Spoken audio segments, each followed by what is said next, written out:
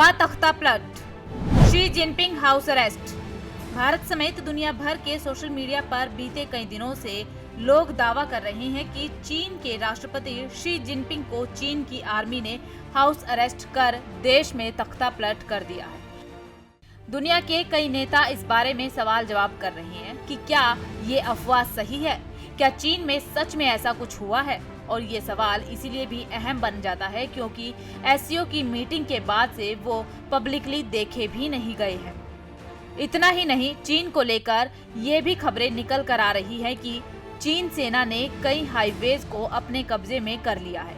सेना के टैंक का लगभग 80 किलोमीटर का एक काफिला बीजिंग की तरफ कूच कर रहा है। और इसके अलावा अगर हम चीन के एयर स्पेस पर गौर करेंगे तो लगभग 60% फ्लाइट्स पर पाबंदी भी लगा दी गई है।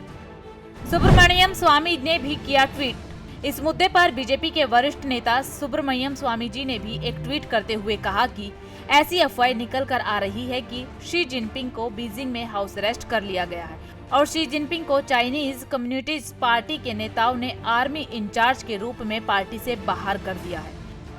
एयरपोर्ट से भी कब्जे में शी जिनपिंग। दरअसल हाल ही में शी जिनपिंग उज्बेकिस्तान के समरकंद में एससीओ की मीटिंग में हिस्सा लेने गए थे। अगर आपने गौर किया होगा तो पीएम मोदी ने एक बात कही थी कि ये युद्ध का समय नहीं है। हू जिनताओ और वेन जिबाओ ने की साजिश। बताया जा रहा है कि जब शी जिनपिंग एससीओ से लौटकर वापस आए तो इनको एयरपोर्ट पर ही कब्जे में ले लिया गया है। चाइनीज पार्टी के दो बड़े नेता पूर्व राष्ट्रपति हू जिनताओ और पूर्व प्रधानमंत्री वेन जिबाओ ने षड्यंत्र रचकर सेंट्रल गार्ड ब्यूरो ने अपने पावर का प्रयोग करके शी जिनपिंग को हाउस अरेस्ट कर लिया है। हू जिनताओ और वेन जिबाओ शी जिनपिंग की तुलना में उदारवादी नेता के रूप में जाने जाते हैं। अभी कुछ स्पष्ट नहीं। सोशल मीडिया पर शी जिनपिंग को लेकर उठी अफवाहों के बारे में अभी तक चीन की तरफ से कोई भी आधिकारिक पुष्टि नहीं हो पाई है। चीनी सरकार का मुखपत्र कहे जाने वाले ग्लोबल टाइम्स ने भी अभी तक इसको लेकर कोई प्रतिक्रिया नहीं दी है और न ही किसी अंतर्राष्ट्रीय न्यूज सर्विस जैसे बीबीसी, CNN ने भी कोई स्पष्टीकरण रिपोर्ट किया है।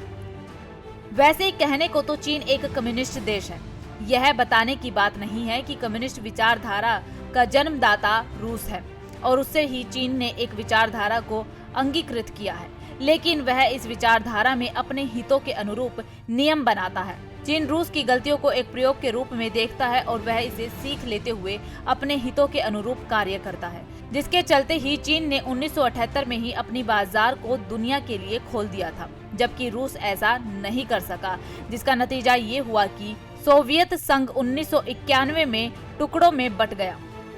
हालांकि चीन को लेकर जो ताजा अफवाहें चल रही है, इससे साफ इनकार नहीं किया जा सकता है कि चीन में सब कुछ ठीक चल रहा है। कुछ ना कुछ तो ऐसा चल रहा है जिसे छुपाया जा रहा है। चीन की जनता में शी को लेकर काफी गुस्सा है क्योंकि शी जिनपिंग के कोविड मिसमैनेजमेंट की वजह से चीन की बाहरी दुनिया में एक नकारात्मक छवि बन गई है।